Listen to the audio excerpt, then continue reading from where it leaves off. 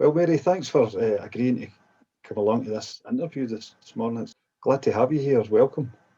It's lovely to be here, Jack. I'm looking forward to having a chat with you. Well, as a minister of the new church, it would obviously be of interest to you to have a study of the Word of God, or the Bible as it's commonly known. But why in particular were you drawn to a long and in-depth study of the book of Revelation?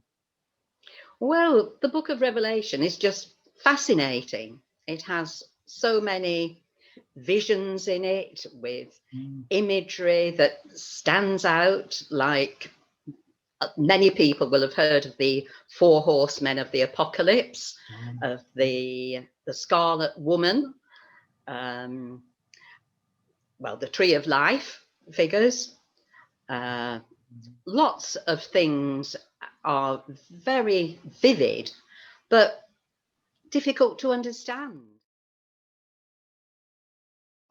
And then John on the Isle of Patmos has a vision of the Son of Man.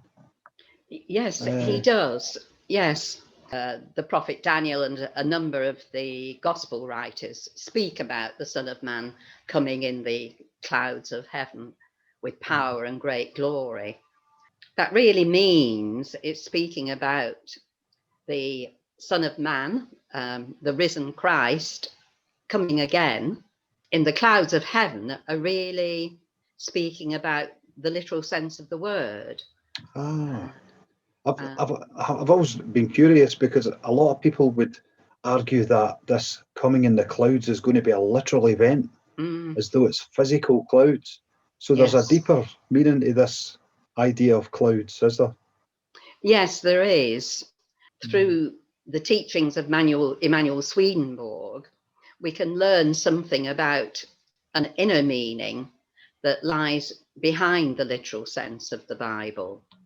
And that's one of the things he explains, that the clouds of heaven are the literal sense, mean the literal sense of the word, that are hiding God's glory, as the clouds in the sky hide the glorious light of the sun. It kind of makes sense, because I suppose people do make that analogy between, clouds obscuring the light, or obscuring the sun, or whatever, obscuring the sky, and they make that link between that and cloudy mind, not being able to reason or being able to see things clearly. So yes, it's interesting, that symbolism.